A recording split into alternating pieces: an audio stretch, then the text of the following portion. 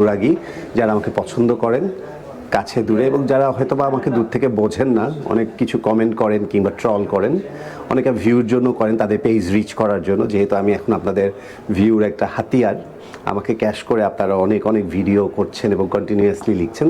আর একটু উল্টাপাল্টা লিখলে তো কোনো মানে ব্যাপারই নেই, আমাকে নিয়ে সাজছেন আপনারা। কিন্তু অনেকে এখন শাহরুখ খান সাজেন, সে যে ওই ক্যামেরার সামনে ওই ভিডিওগুলোকে তৈরি করছেন। আমি দেখলাম সম্প্রতি আমার নাচের ভিডিওটাকে আপনারা কপি করে, এই যে কষ্ট করে ড্রেস কালেক্ট জোগাড় করা, যার কাছে যার ঘরে যা আছে, তারপরে যে মেকআপটা নেওয়া, তারপর সেই জিনিসগুলোকে করে ভিডিও করা, এটা কিন্তু চারটিখানি বিষয় না।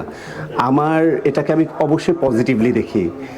কয়জনের মতো কে কাকে কপি করে? আমি আজকে শাহরুখ খান না হলে ডেফিনেটলি আমাকে নিয়ে তারা এই কপিটা করতো না। সো আমি ডেফিনেটলি এটা অত্যন্ত আনন্দিত এবং আমি পজিটিভলি নেই।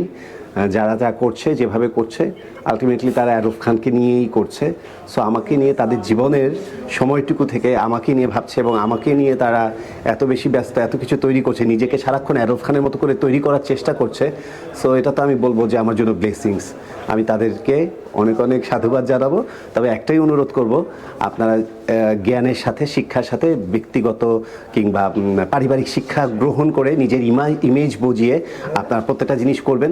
ভুলভাল ব্যাখ্যা করে দর্শকদের সামনে মানে কি বলে উল্টাভাবে প্রেজেন্ট করবেন না। যেটা শাহরুখ খান না, সেটা সেভাবে করে শাহরুখ খানকে প্রেজেন্ট করার জোর করে দরকার নেই। আপনারা আপনাদের মতো করে আপনার লাইফ এনজয় করুন, শাহরুখ খানকে নিয়ে আপনারা সময় কাটান, কোনো সমস্যা নেই, কিন্তু ভুলভাল ব্যাখ্যাটা কম করুন। সবার প্রতি এটাই অনুরোধ রইল। ধন্যবাদ।